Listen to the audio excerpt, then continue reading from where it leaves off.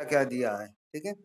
अब देखो इसमें जो है हमें सिद्ध करके क्या लाना है, तो हमें सिद्ध करके लाना है क्या, delta M dash is equal to delta M upon 4, ठीक है। कह रहा है इसके क्वेश्चन के अनुसार जो है 1/4, ठीक है, 1/4, तो ये हमें ज्ञात।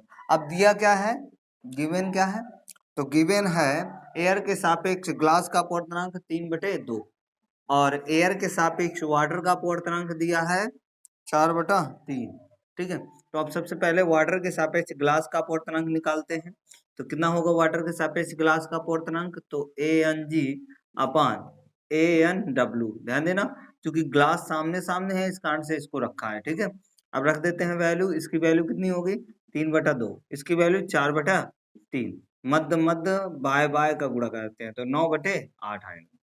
ये बात क्लियर हुई, अर्थात वाटर के सापेक्ष ग्लास का अपवर्तनांक इतना हुआ। तो प्रिज्म का सूत्र क्या होता है बेटा, क्या, प्रिज्म का सूत्र, प्रिज्म का सूत्र, तो कौन सा, पतला प्रिज्म, पतला प्रिज्म।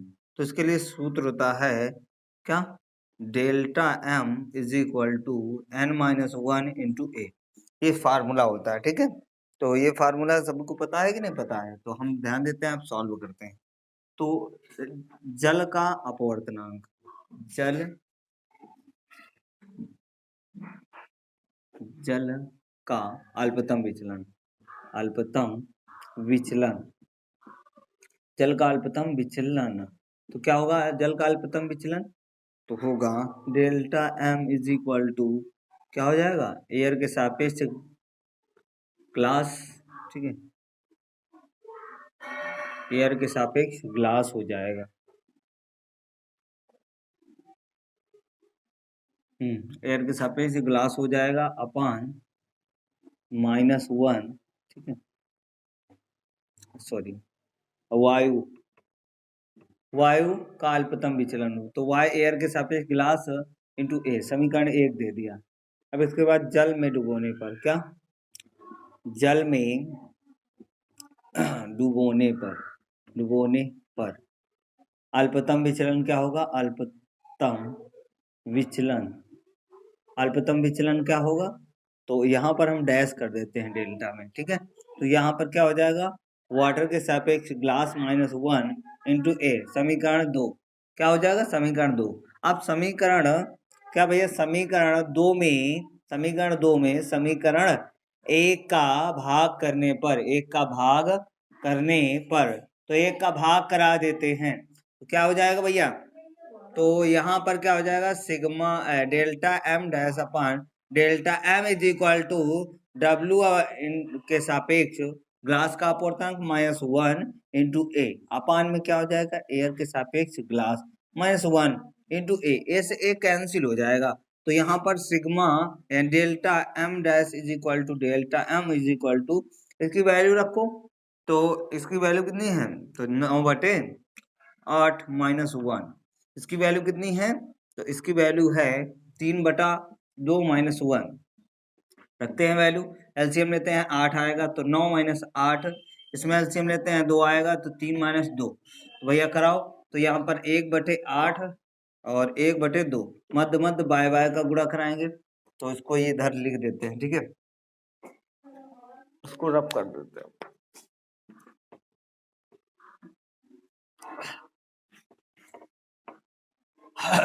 तो यहाँ पर कितना हो जाएगा, तो delta M dash upon delta M is equal to कितना हो जाएगा, 2/8, काटो, तो 1 कम 2, 2 दूनी 4, तो delta M dash is equal to delta M is equal to 1/4। तो यहाँ पर इसकी वैल्यू ज्ञात करनी है, ध्यान है इसकी, चूंकि इस प्रकार से सत्यापित करके लाना, क्रिया गुणा कराते हैं, और delta M is equal to कितना हो जाएगा, डेल्टा एम, तो यहाँ पर delta M dash is equal to, इसको बटे में भेजेंगे क्योंकि ये गुणे में है, बटे में जाएगा अपान 4, तो ये भैया प्रूव हो गया, क्या हो गया, प्रूव हो गया बेटा। यहाँ तक क्वेश्चन। तो विस्थापन धारा की सार्थकता की विवेचना कीजिए, थोड़ा थोड़ा पढ़ेंगे। तो ये खा नंबर है, खा नंबर का उत्तर लिखते हैं। तो सबसे पहली हेडिंग डालेंगे विस्थापन धारा, विस्थापन धारा, ठीक है। विस्थापन धारा की परिभाषा क्या होगी, इसको हम ध्यान से समझते हैं। क्या कहेंगे, समय के साथ परिवर्ती समय के साथ परिवर्ती वैद्युत क्षेत्र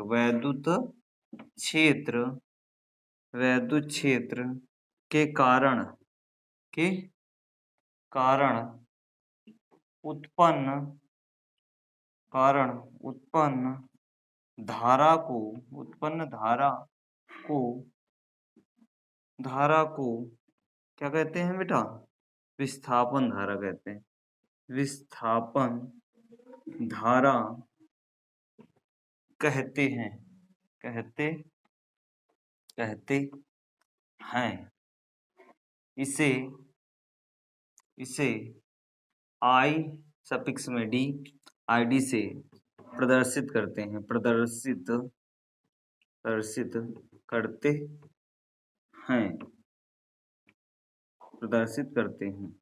ध्यान देना भैया, ID से प्रदर्शित करते हैं।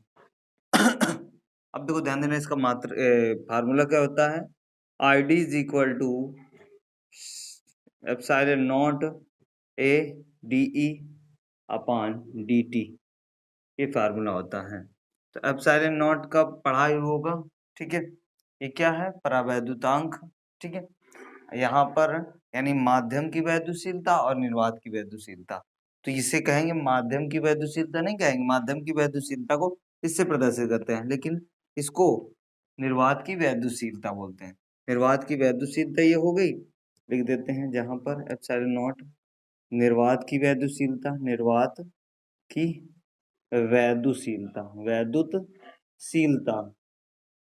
ठीक है। ए क्या है, क्षेत्रफल, DE क्या है, वैद्युत क्षेत्र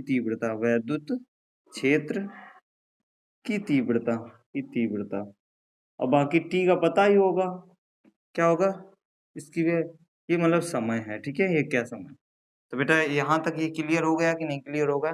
अब थोड़ा आगे और थोड़ा पढ़ देते हैं, क्योंकि ये क्वेश्चन अभी पूरा नहीं हुआ है। उसके बाद कह रहा है चालन, इसके चालन धारा के बीच कलांतर, भैया चालन धारा के बीच हमें क्या करना है, कलांतर ज्ञात करना है, ठीक है। विस्थापन धारा और चालन धारा के बीच क्या होता है, तो इसके बारे में बात कर। इतना लिखने के बाद इसके फिर नीचे से लिखेंगे कि क्या हेडिंग डालेंगे, विस्थापन धारा तथा कौन सी धारा है आगे, विस्थापन धारा तथा चालन धारा के बीच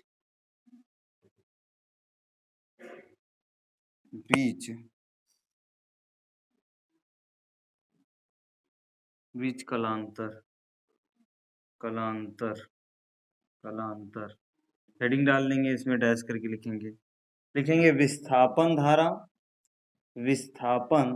धारा और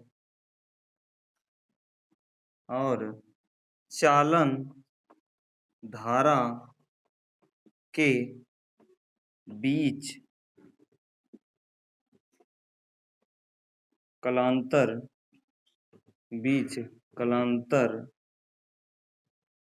का मान समान होता है, यहाँ पर लिखेंगे मान समान होता है, अर्थात कण कंपन की समान कला में होते हैं,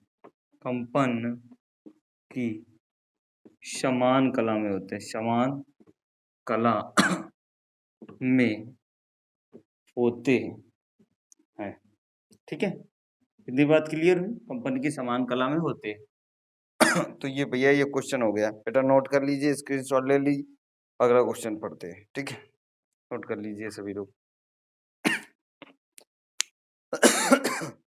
ग ही नंबर तो है, हाँ ग नंबर। अगला क्वेश्चन ग नंबर कह रहा है नाभिकीय विखंडन और नाभिकीय संलयन को उदाहरण सहित समझाइए। ठीक है, तो सबसे पहले बात करते हैं नाभिकीय विखंडन। हेडिंग डालते हैं नाभिकीय विखंडन।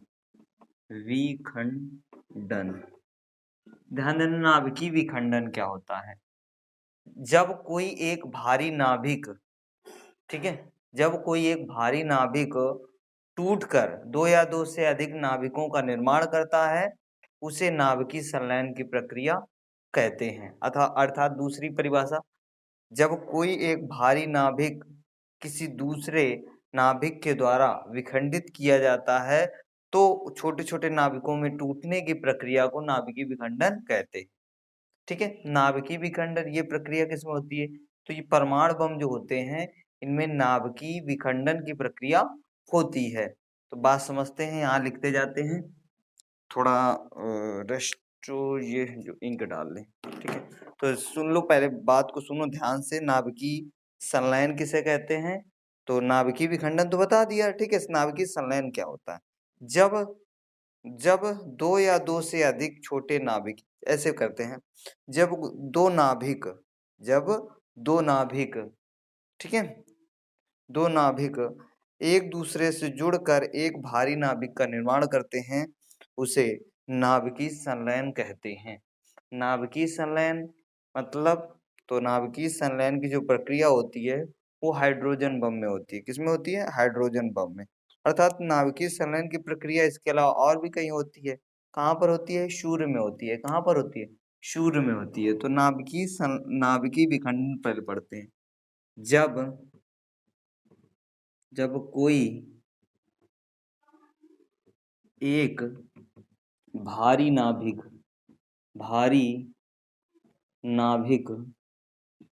जब कोई एक भारी नाभिक किसी अन्य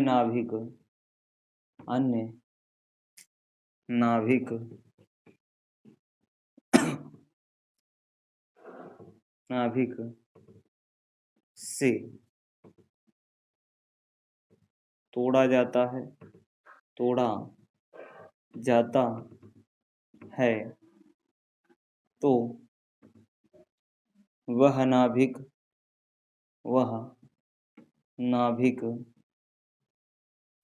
दो या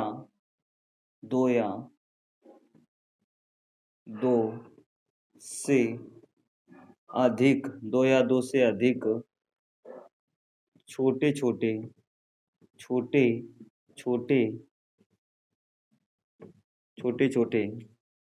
नाभिकों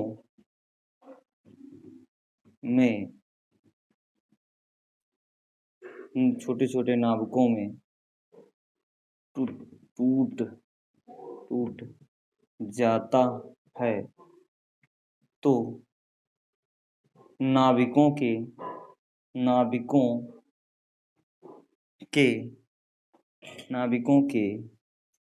टूटने की इस प्रक्रिया को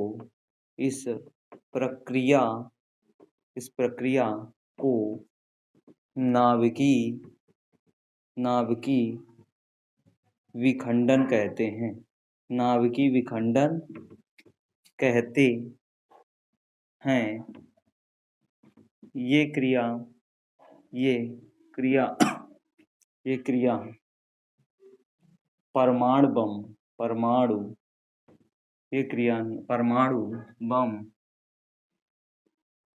में कार्य करती है।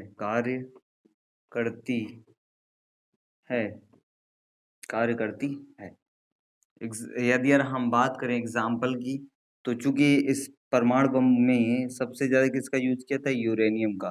तो यूरेनियम 235 का यूज किया जाता।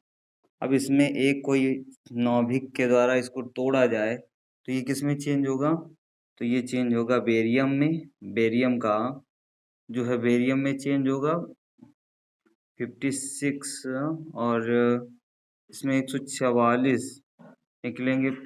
अब क्रिप्टॉन में टूटेगा द क्रिप्टॉन, ठीक है, क्रिप्टॉन तो है 36, ठीक है, और इसका होता है 59 परमाणु भार। अब इसके अलावा कितने नाभिक हुए? 6 6 12 5 3 8, बैलेंस नहीं हुआ तो यहाँ पर कितने निकलेंगे? 3 नाभिक निकलेंगे, ठीक है, और भारी मात्रा में ऊर्जा मुक्त होगी, ठीक है, यहाँ पर भारी मात्रा में ऊर्जा मुक्त होगी। तो बेटा इतना क्लियर हो गया? इतना क्लियर हो गया कि नहीं क्लियर हो गया? इतना क्लियर हुआ? ठीक है, 6 दूनी 12, 6 दूनी 12, 5 3 8, ठीक 9, तो यहाँ पर भारी मात्रा में ऊर्जा मुक्त होगी, तो इतना हो गया भैया, ठीक है। तो यूरेनियम का निर्माण होता है इस प्रकार से। इस प्रकार से जो है संयोजकता कंप्लीट की जाती है। तो इस प्रकार से जो है हमारा निर्माण होगा। अब इसके बाद बात करते हैं नाभिकीय विखंडन, नाभिकीय संलयन। हेडिंग डालते हैं दूसरी हेडिंग, नाभिकीय संलयन, नाभिकीय संलयन, संलयन। नाभिकीय संलयन क्या होता है?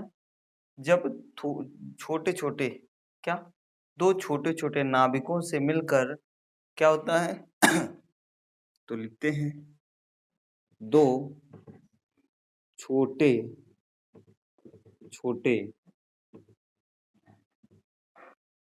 नाभिकों से मिलकर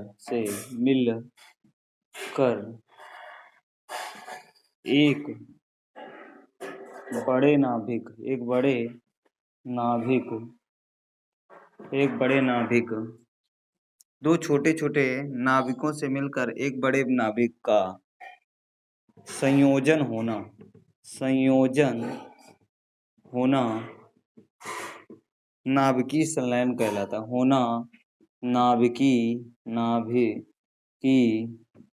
संयोजन कहलाता है। नाभिकीय संयोजन या नाभिकीय संलयन कहते हैं। नाभिकीय संलयन कहते हैं, नाभिकीय संलयन कहते हैं। ये क्रिया सूर्य के साथ साथ हाइड्रोजन बम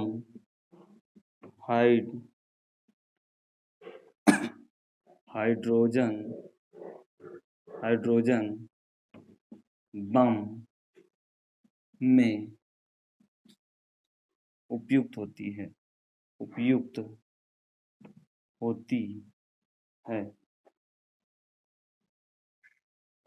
इसकी रिएक्शन क्या होगी समझते हैं ध्यान से। दो तत्व लेते हैं ड्यूटेरियम, ठीक है, एक ड्यूटेरियम तत्व लेते हैं, इनका परमाणु क्रमांक 1 और परमाणु भार 2 होगा। इन दोनों की क्रिया कराते हैं। तो इन दोनों की जब क्रिया कराएंगे तो क्या निकलेगा भैया? इन दोनों की क्रिया करने के फलस्वरूप बनेगा हमारा ट्राइटियम, और एक हाइड्रोजन क्या होगा? निष्कासित होगा, यानी ये हाइड्रोजन कहलाएगा, इसे बोलेंगे ड्यूटेरियम। क्या बोलेंगे? ड्यूटेरियम। ये दोनों ड्यूटेरियम हैं, इसे बोलेंगे ट्राइटियम, ट्राइटियम बोलेंगे। और ये हाइड्रोजन है, ये क्या है? हाइड्रोजन, ठीक है। अब देखो और इसमें कुछ मात्रा में ऊर्जा निकलेगी। क्या निकलेगी? लगभग 3 मिलियन इलेक्ट्रॉन वोल्ट ऊर्जा मुक्त होगी। इसकी अगली रिएक्शन है, यदि इसकी क्रिया यदि इससे करा दें, तो यदि यार हम इसकी क्रिया इससे करा दें, तो इसकी क्रिया यदि यार इससे करवाएंगे तो हमारा क्या बनेगा? हीलियम बनेगा। क्या बनेगा? हीलियम बनेगा, और ऊर्जा क्या होगी? मुक्त होगी। यानी कहने का मतलब ये है, तो यहाँ पर कुछ मात्रा में ऊर्जा मुक्त होगी, एक नाभिक बनेगा, इसके अलावा कुछ ऊर्जा भी मुक्त होगी। तो ये लगभग 43 मिलियन इलेक्ट्रॉन वोल्ट की ऊर्जा निकलेगी। यहाँ ऊर्जा भी लिख दोगे तो कोई दिक्कत नहीं है, ठीक है। तो यहाँ तक क्लियर हो रही बात, इस बात को क्लियर हुआ कि नहीं हुआ?